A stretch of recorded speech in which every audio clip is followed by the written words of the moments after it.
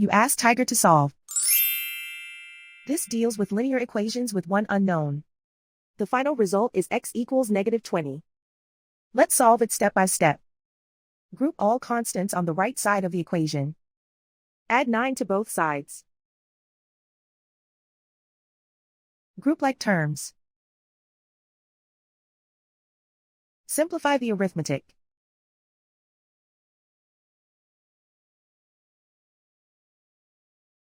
Isolate the x. Multiply both sides by 4. Group like terms. Multiply the coefficients. Simplify the fraction. Simplify the arithmetic. And so the final result is x equals -20.